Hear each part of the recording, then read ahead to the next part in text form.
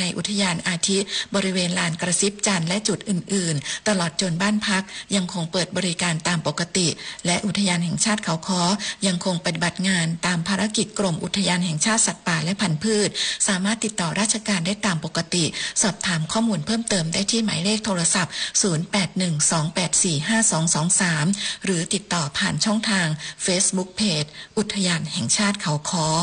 เพลินจิตสวนสินพงศ์สวท.เพชรบูรณ์รายงานจบข่าวชลธรจัญญาอ่านรับฟังข่าวครั้งต่อไปเวลา 11:00 น.ครับติดตามข่าวที่นำเสนอไปแล้วได้ที่ www.thainews.prd.go.th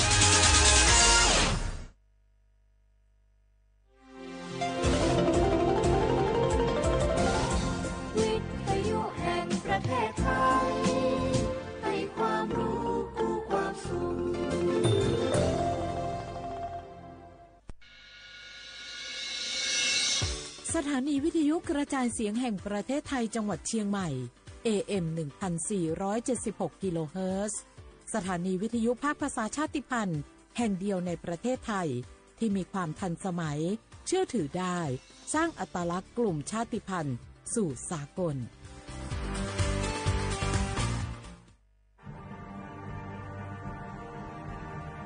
ชาติศาสนาและพระมหากษัตริย์สถาบันหลักของชาติที่อยู่กับสังคมไทยมาช้านาน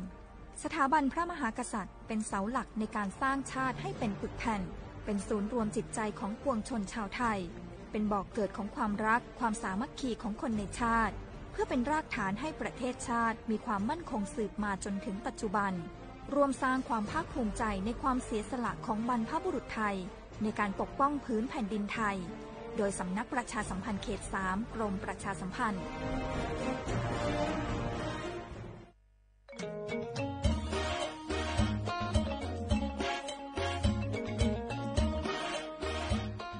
ลุงปีนี้ฝนแทบจะน้อยแหมแล้วนะครับแน่ผมแทบจะบ่รอดจะยังจะได้ดีแม่นแล้วพอเข้าหน้าแล้งน้ำก็น้อยจะอีกูปีเขาต้องเตรียมตัวกันให้ดีๆเนอะต้องเตรียมจะได้ครับลุงก็ขุดอ่างเก็บน้ำไว้ใจแถมบ่ปอปลูกผักปลูกไม้ที่ทนแล้งกับใจน้ำน้อยตัวอย่างถั่วดินกับมันสำปะหลังขอบคุณนักๆนะครับลุงผมจะลองแง่แต่ที่ลุงบอกแล้วก็จะเริ่มปลูกพืชที่ใจน้ำน้อยแต่ที่ลุงบอกครับ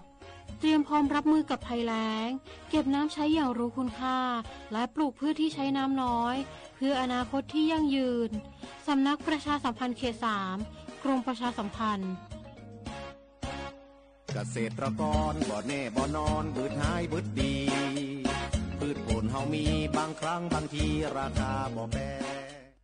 วันนี้รัฐบาลยกระดับบริการสาธารณสุขเพื่อคนไทย30 บาทรักษาทุกที่ด้วยบัตรประชาชนใบเดียวเชื่อมโยงข้อมูลสุขภาพคนไทยตรวจรักษารับยาง่ายสะดวกรวดเร็วไม่ต้องใช้ใบส่งตัวใช้แค่บัตรประชาชนใบเดียวก็รักษาได้พบกับบริการหลากหลายรับยาตรวจเลือดใกล้บ้านไม่ต้องรอทั้งวันที่โรงพยาบาลอีกต่อไปสอบถามเพิ่มเติมโทรสายด่วน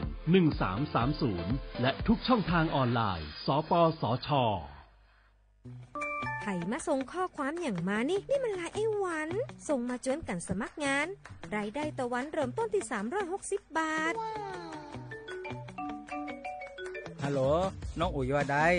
สนใจงานที่ไอ้ส่งไปฮือก็น่าสนอยู่นะรายได้ก็ดีทำที่บ้านก็ได้ตอนนี้ไอ้ก็ส่งไปฮือในกลุ่มไลน์ที่หมู่ว่างานพดละเดี๋ยวก่อนไอ้หวันบริษัทอย่างที่ไหนนี่ลองอ่านดูแล้วสิบ่หันมีข้อมูลอย่างสักอย่างเจือได้แต่ก็เจ้าว่าแล้วต้องถามแน่บ่ต้องเป็นห่วงปีอ่านพอละมีตากรมพัฒนาฝีมือแรงงานมั่นใจได้ชัวร์ถ้าสนใจก็โอนกาสมัครไปฮือเปิดเลยเด้ออันเดี๋ยวน้องขอไปร้องพอดีๆกำก่อนเน้อตึงว่าแล้วโดนเพจปลอมจุ้งละไอ้หวันสังเกตง่ายๆเพจแต่จื่อเพจต้องสะกดถูกและมีเครื่องหมายติ๊กถูกสีฟ้าตั้งหลังจื่อจำนวนผู้ติดตามนักตีสำคัญเปิ้นบ่มีนโยบายรับงานไปทำตีบ้านนะเกือบไปแล้วเตือนเลยนะคะว่าอย่าลงเชื่ออะไรง่ายๆและขอความร่วมมือไม่ส่งต่อหรือแชร์ข้อมูลต่อในช่องทางสื่อสังคมออนไลน์ต่างๆหากสงสัยติดต่อหน่วยงานนั้นโดยตรงมั่นใจปลอดภัยกว่าค่ะสักนิดคิดก่อนแชร์ปรารถนาดีจากสำนักประชาสัมพันธ์เขต 3 กรมประชาสัมพันธ์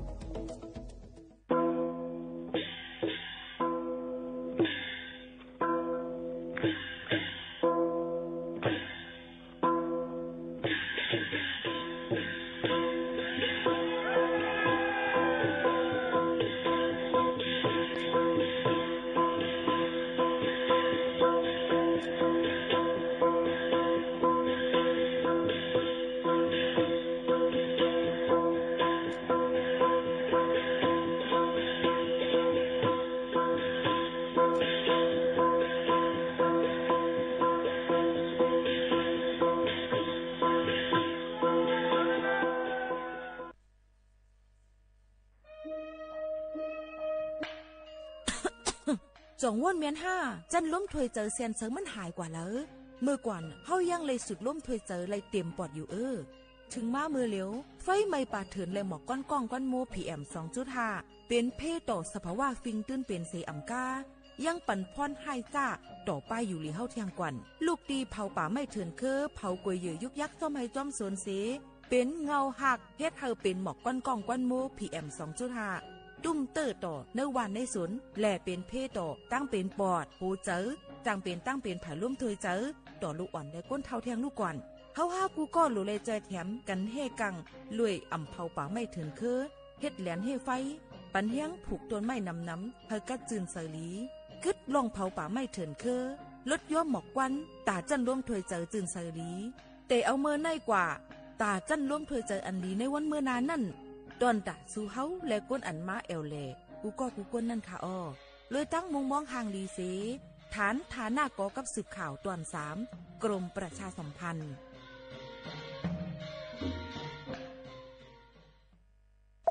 ในซุ้มกว่าสีปองสีแล้วอ่อนก้อยเต้เจ้าเก่าไก่เป็นสังเสก้อยน่ะโป้ปันซุ้มเสออกไปเต้เจอปันเจ้าเก่านั่นสุดที่นั่นเนาะ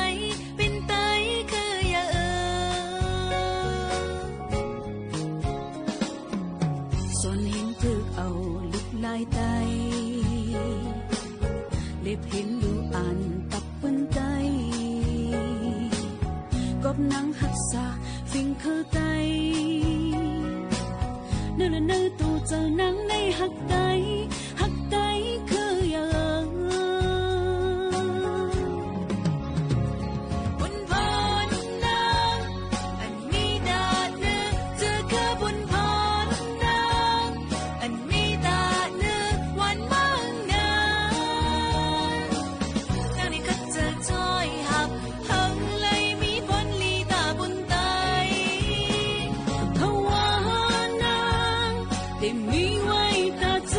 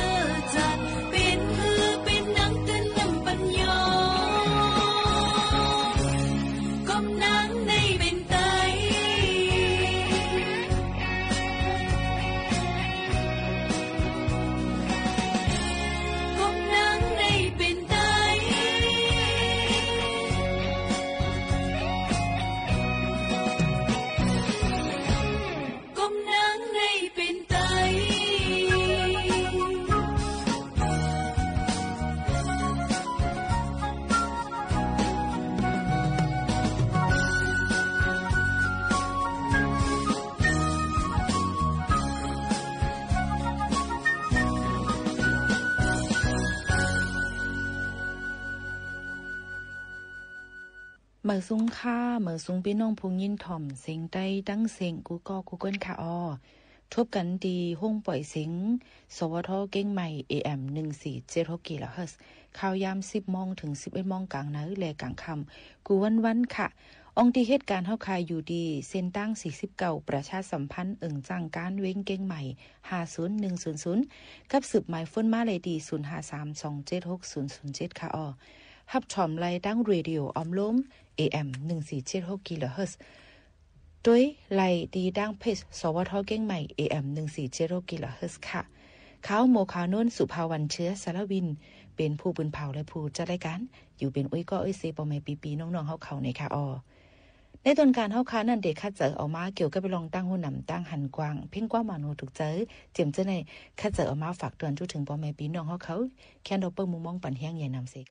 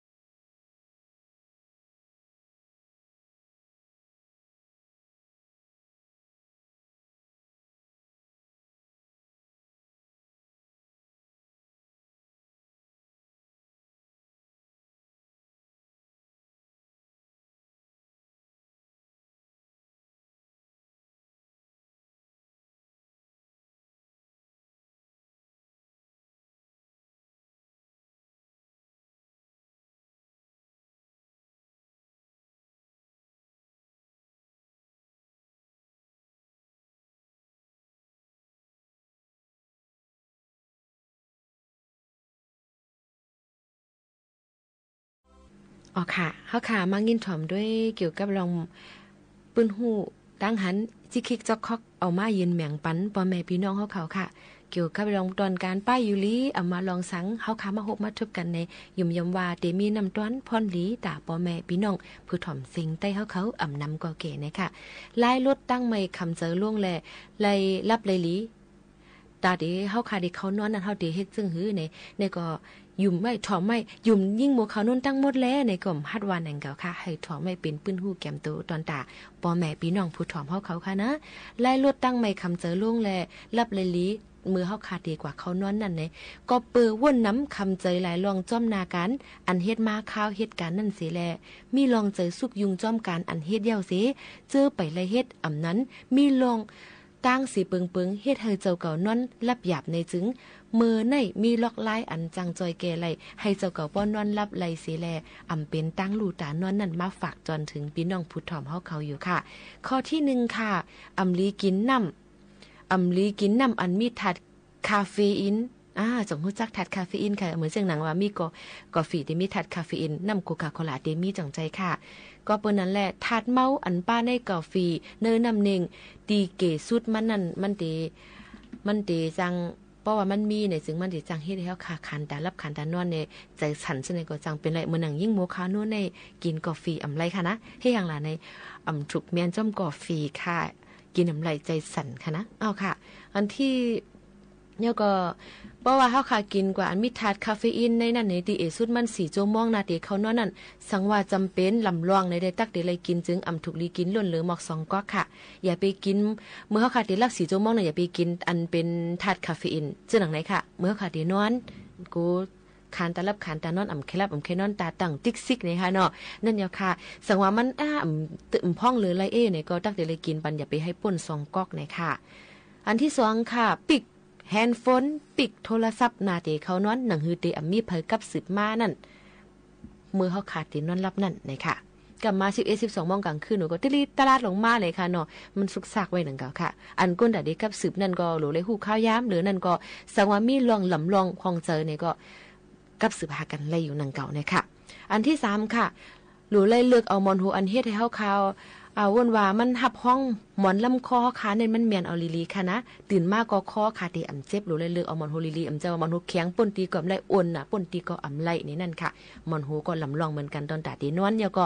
หมอนโฮบางอันเนี่ยเพราะว่าเฮาค่ะหมอนอ่อนเนี่ยเพียวอำนั้นก็แข็งเนี่ยเพียวมันได้จังให้ได้คอเฮาขาเจ็บคอคัดจังได๋ก็จังเป็นไรค่ะก็นั้นเลยติเฮ็ดให้เฮาขานอนหลับหยาบค่ะ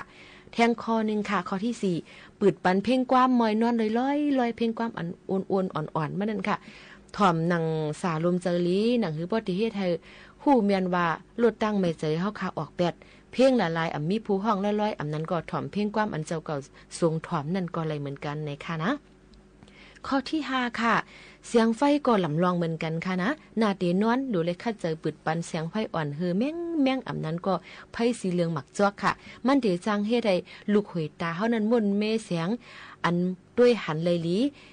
เอ็นตาเฮาก็เหตุการณ์ลงไหลวายปิกไฟเสนอนเฮาเตรับไหลสาลมใจลีขึ้นค่ะอย่าไปเปิดไฟแจงเลี้ยงป่นตีนั่นเพียวนั่นค่ะนะมันเดจังเฮ็ดให้เฮาค่ะจังรับจังนอนค่ะข้อที่6ค่ะมือเฮาขาเตนอนใส่เสื้อโคอันลมลีเลือกใส่โคนอนอันเป็นภาษาลมเจอใจว่าฮิตกับโคกินหวานจังไหนคะเนาะกำไตได้ว่าโคกินน่ะกินหยาบคันซะเตียงกับขนาดความอังกฤษว่าจีนนะคะเนาะมันก็มีค่ะนั้นก็อย่าไปใส่อันหนาป่นเลยเนี่ยเพียวป้อเฮาป้อถูกจอมหนังอายรวมหิมหอมเฮินตินอนเฮาถูกดีใส่ชุดชั้นในยามนอนเนี่ยค่ะเหมือนหนังว่าถูกดีใส่โคจันตั้งในนั่นค่ะเนาะไปเป็นนางยิ่งก็ใส่บันเสื้อโคอันลมใจก้นใจก็ใส่เสื้อโคอันลายลมใจมันเนี่ยค่ะถูกดีใส่บันเจ้านั้นแล้วก็ป้อเป็นนางยิ่งในเพิ่มเติมปันแทงอิดอ่อนนึงค่ะกันต้อเฮค่ะเราเนาะถ่อมไว้ค่ะเนาะก็เสื้อป้าเสื้อปิดนมเสื้อป้านั่นค่ะเสื้ออันใส่ตำหนักนั่งยิ่งนั่นค่ะนะซื้อปิดนมในก็ปตินอนถูกดีเลยใส่มันจังที่ฮิตมันจังที่ฮับจังเฮ็ดให้นมเฮาค่ะแกนนั้นก็จังเป็นนมเฮาค่ะที่มีตุ่มมีเป็นกวนออกมาจังไหนค่ะมือเฮาค่ะที่นอนถูกดีเลยใส่ในอันนี้ก็เป็นปื้นฮู้เอามาฝากตอนถึงพ่อแม่พี่น้องเขาเอามาในปรับชีวจิตในปรับหลีกไทยเขา อันนึงเนี่ยค่ะเอามาฝากเตือนถึงพ่อแม่พี่น้องเขาหยุ่มอย่ามาพ่อแม่พี่น้องเขาเดี๋ยวอะไรยินถ่อมก็เดี๋ยวเป็นลองตั้งลีกันกว่าศึกยินถ่อมด้วยเสเฮาเป็นปืนหูตั้งหันตอนตาพ่อแม่พี่น้องเขาในค่ะHãy subscribe cho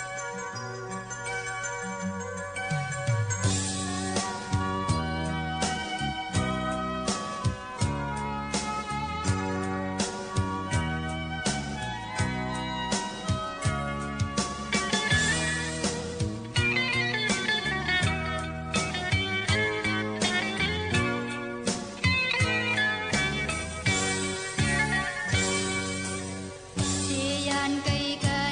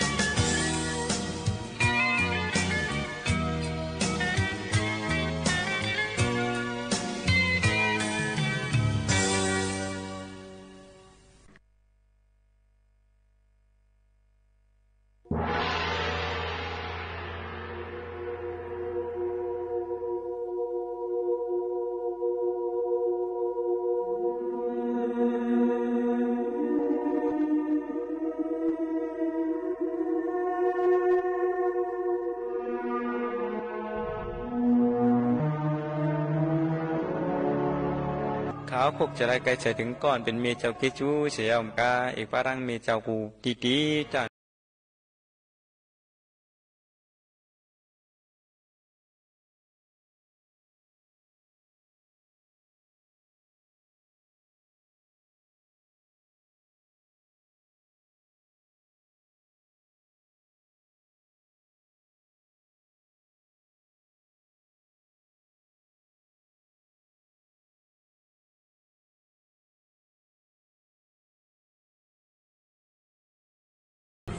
อติขาติขาย้อนยุกมือไว้สากกุ่งมุนดีพุงเงามาตาปีจุอูออกพอล้อเมเฮาสอนอ่อนกันเฮ็ดมาหลายขาหลายเปลืองยักเรศเจหลายก็เมียมปันขี่ตกมองจักส่องลูกยิงลูกใจเลยอยู่เปียวเกิดมีก็เพียงพอดีเจอวันละกินตวนมีผมเป็นกินยามนอนไม่ใจจำลูกยิงลูกใจกูตีกูเตียงวันเมืองตีไก่ก็เยาปีฮีเมียนวังในประวัติใส่ซับใส่ลูกยาวทีแค่มาลูกเสียเป็นสังกามีก็ยังหักยังหลูหลำเปียงซิมตัวรู้ว่าวังก็กากินเหล้าวังก็กาสูยาวังก็กาต่อวังก็กาล่วงวังจ้าก็กาลักว่าเป็นผู้หลักคนจวนผู้ไหลมาเนว่าใจเก่าในพิษเย้าเมียยังบ่าพิษมีที่ว่าใจไอ้คนดีมีสุขมีสิวเจอปั่นลูกยิงลูกใจให้พ่อเลยอยู่เปียวมีแน่ฮักเขาเย้าเสียจ่าวังปอกนายมีเฮือน่ะมีความเย็นขำกันไข่ปันลุกหูในกลางเจอมีวังปอกม้าก็มีก็ทุกข้ากินเชี่ยเก้ากับคือตั้งหรือกินตอนวังปอกยามกินยามนอนพวกคำหนูยิงลูกใจไปรับเย้าเสียจ่ามีตั้งมอยรับตาวังพวกวางไหลเย้ากินข้าวกินพักแล้วสังด้วยรู้มีในขามเอาเป็นป่าในปันก่อนเป็นลูกใจลูกยิงอ่อนกินเสียแหละกินกึศกลางกึศลูกเมฆก็มาจุกมาเลียมวางปอกจ้ำขึ้นลูกขึ้นถามบ่ามีซ้ำที่ได้กินเท่านั้นล่ะมีเจ้าก็ตอบมาว่ากินละลูกกินเนื้อมันเฮปีกินเนื้อเทียนหวานขึ้นโฮปามีก็เลี้ยมกินนี่ก็ว่ามีฮักลูกหนาวเหลือเปียงมีฮอดบอกเชิงว่ากินละมันหวานเนื้อมันลูกมีใครกินกังมีใครกินลูกตีเต้เมียวดูเฮาพัดกินบางพวกนักนุกดินนุกซ้ายปันลูกยิงลูกใจกินบางพวกนุกดินมีก็เก็บกินเก็บเน่บางพวกทั้งทุกข้าในเดี๋ยวมันเมีกูเจ้าคาเทบวกปากแรงกาปันกวนเจี๊ยถามพี่น้องไตที่ไหนผู้กวนถามเฮาคาทางน้ำเย้า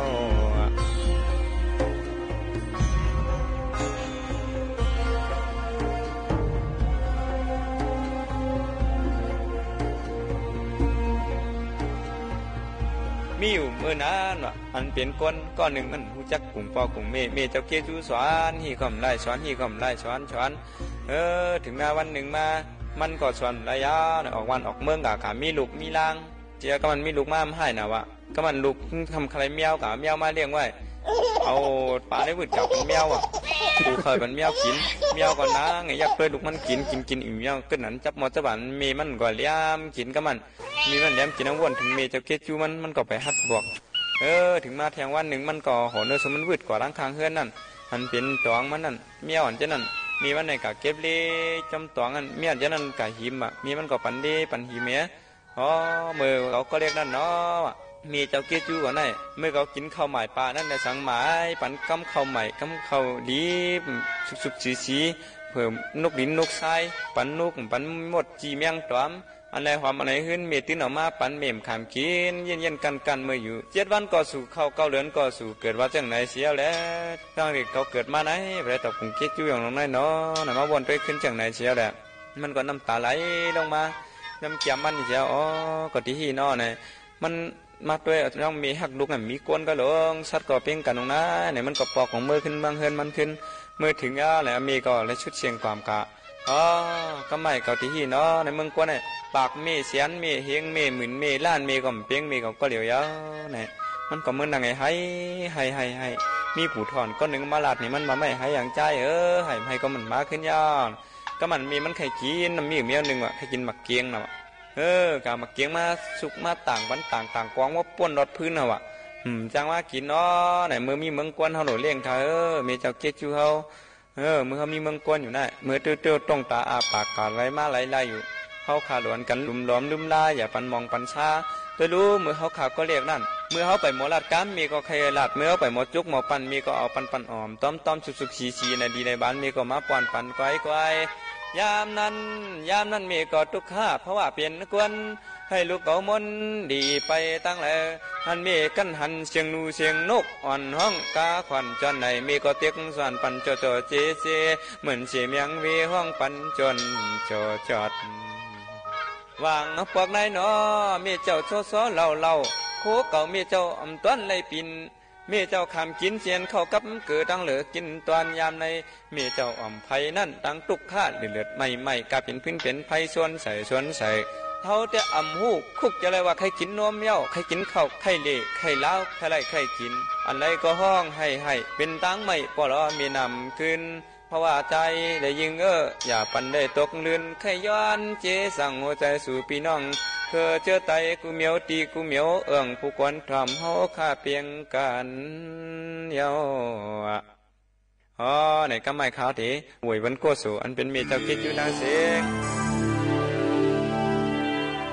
เมียป่าทัดสินธรรมคาเตส่งยินจูเมียตาอันกุงยากุงปอเมเจ้าทั้งสองตีได้ลืมลาคาเตส่งปันปากูเจ้ากัดเย็นเพ่งเพ่งกันที่ขานอยานสุปานให้มีเจ้าเกจูไลมีเสดังกัดเย็นใจดีอย่ามีเพมีเคนให้มีเจ้าเกจูไลกัดเย็นดีกว่ามีอาศักยินยาวอยู่ในศาสนาข้าจอมเฮาลูกลางต่อเต้าหอเทียดแย้มจากกาทางไกลนั้นเสียคำตาเฮาคาลูกลังย้อนสู่อธิษฐานให้มีเจ้าเกจูปอเจ้าเกจูทางเสียงไรกัดเย็นใจสิคำตานอสาธุ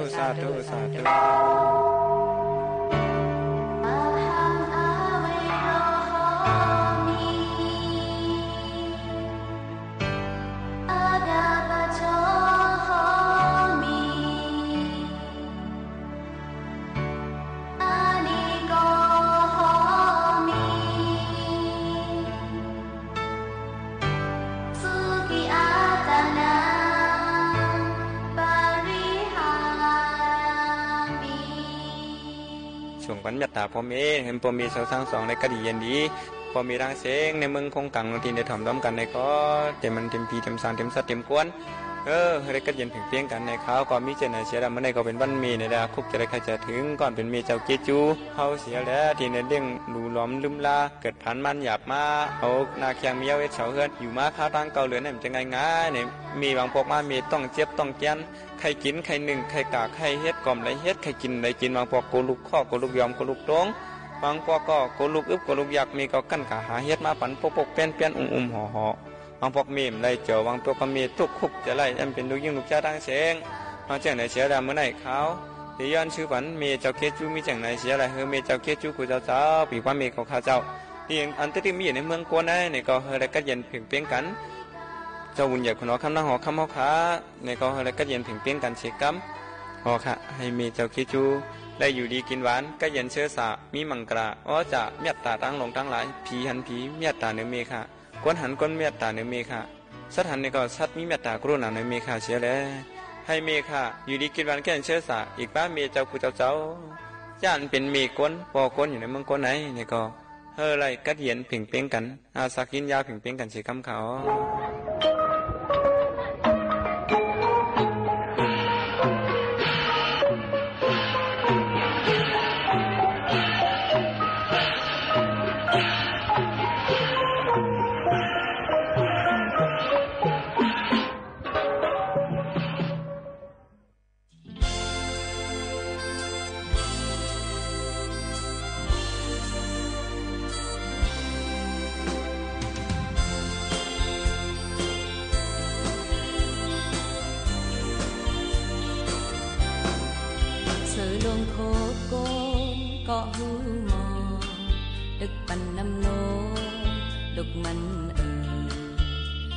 มอยา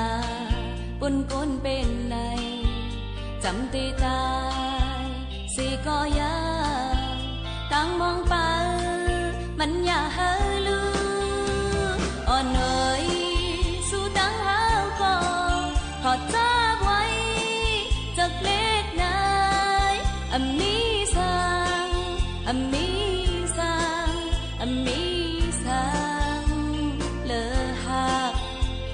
ย้อนก่อนมันเป็นลีจันเพลงก่อนมันเป็นเลยตั้งฮักก็นางมีมาเนอใจ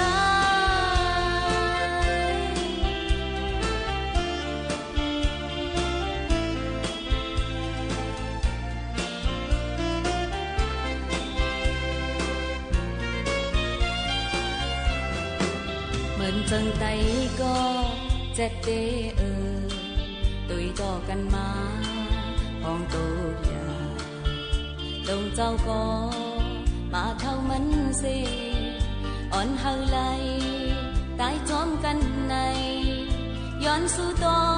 งแปะกันนานยาอ่อนน้อยสู่ตั้งเฮาก็กอดจากไว้จากเล็กนายมีสังมีสังมีสังเลอหักปล่อยย่อนก่อนมันเป็นลีจันเพลงก่อนมันเป็นเลยตั้งหักก็นางมีมาเนอใจ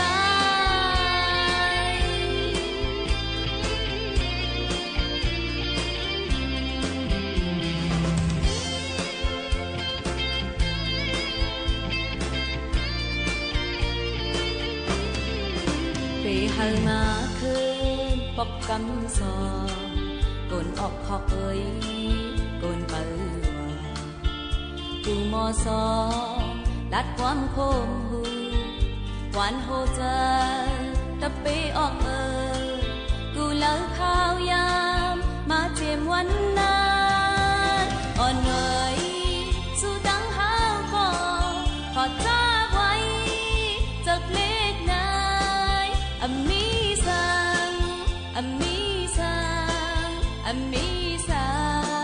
งเลอหักปล่อยย้อนก่อนมันเป็นลีจันเพลงก่อนมันเป็นเลยตั้งหักก็นางมีมาเนอใจ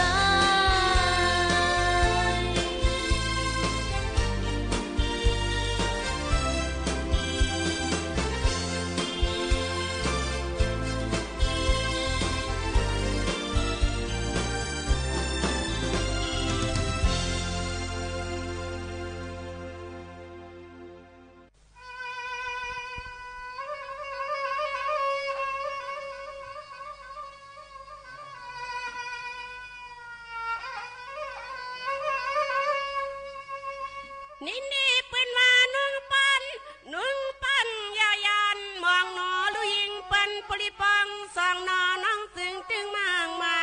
เพ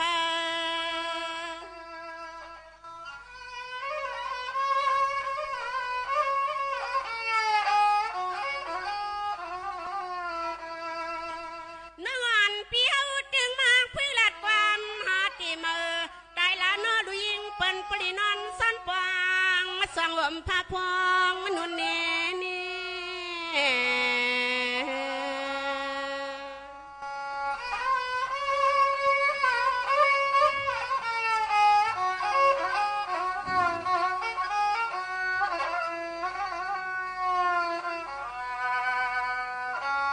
เสียงอ่างนางยิงเปียวสังเศร้าก็เลยกอดใจนางยิงหยวนมลอนเติมเปียวว่าสวมมากับคำมาคุณเป็น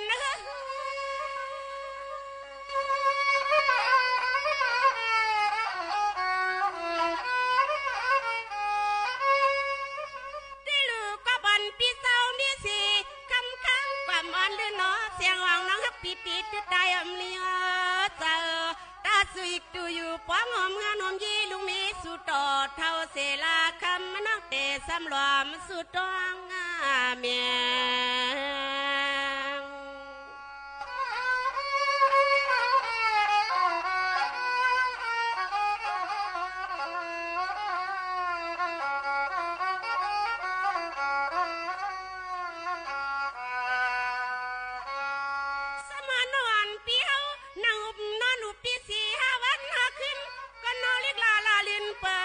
เสียงไปเปียงเอาเสียงรวม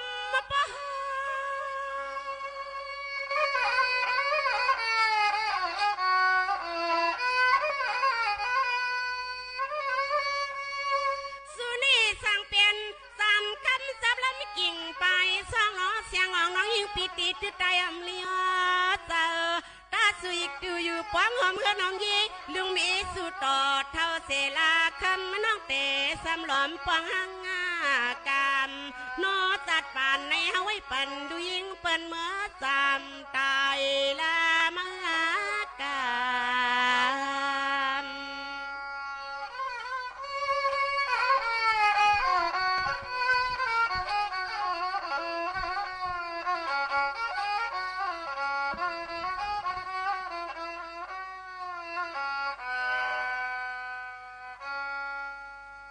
ในวันมื้อในก็เลยมีปืนหูตั้งหันฝากตอนจู้ถึงปอแม่ปีๆน้องๆเขาเนี่ยค่ะตั้งทัดสางในอ่ำมีอ่ำเป็นในนั่นค่ะอ๋อโหในนั่นในก็คัดใจเอามาสิแลเอามาฝากตอนจู้ถึงปอแม่ปีๆน้องๆเขาในค่ะ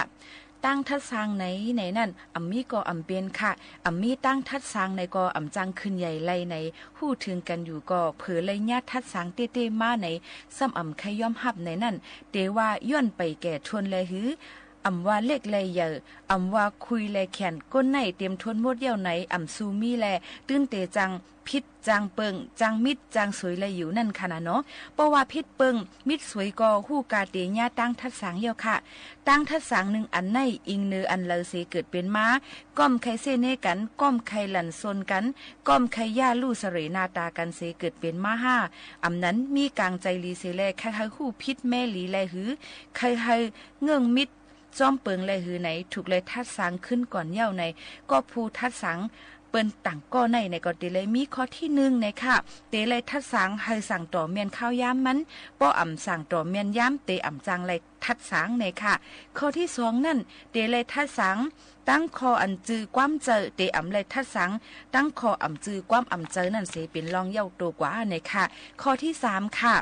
เตเลยทัดสางตั้งคอโอนความนวลสีแลเตอำเลยทัดสางตั้งคอหาวความเลิ้งเนี่ยค่ะข้อที่4เตเลยทัดสางตั้งคอความอันจับเลยพรหลีเตอำเลยทัดสางตั้งคอความอันอำจับเลยพรหลีนั่นเตอำถูกเป็นย้อนนั้นแหละเตเลยทัดสางคอความอันจืออันเจอจับเลยพรหลีมันนั่นเนี่ยค่ะข้อที่5ค่ะเตเลยทัดสางตั้งเจอหักเมตตาเตอำเลยทัดสางตั้งเจอลำโตซาสีเตเลยทัดสังตั้งใจหักเมตตาเตอำเลยทัดสังตั้งใจลำโตซาโมหะในนั่นค่ะสังเจอว่าก็ผู้ทัดสังในทัดสังเลยตั้งกลางเจอลีหนังในจอดนาสุดนั่นในจึงจ่องเจิงเจ้าเก่านั่นเตหมจมยำหับเลยอยู่หือ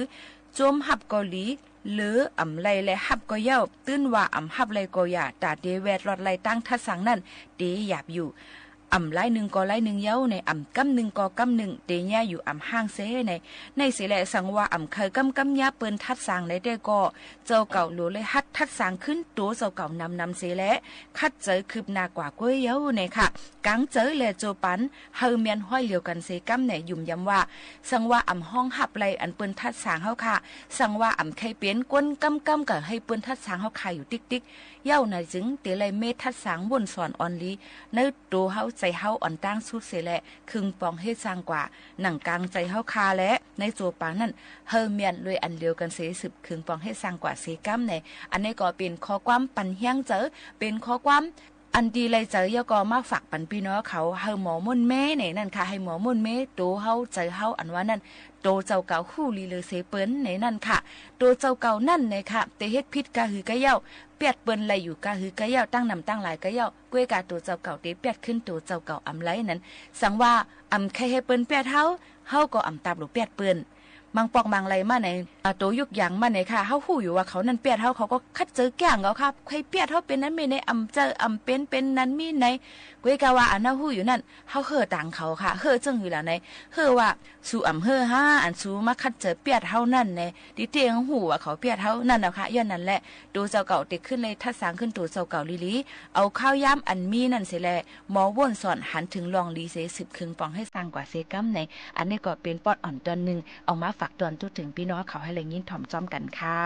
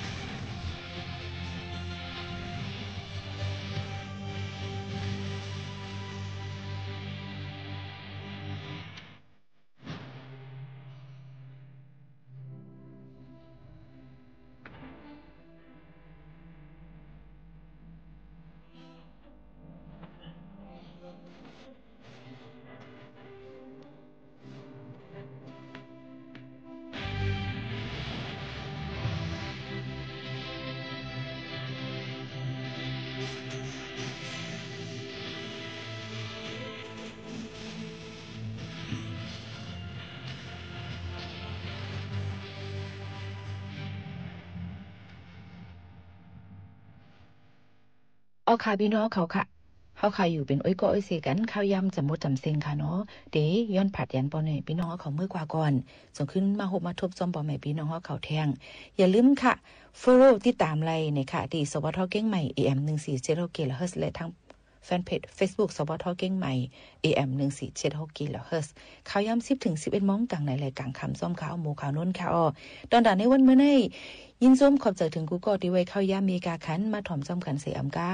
ย้อนสู้ปันทะเลอยู่ลีกินหวานกลางอย่างเพ่เขียนกันกูก็กูเกิลค่ะขอบใจค่ะ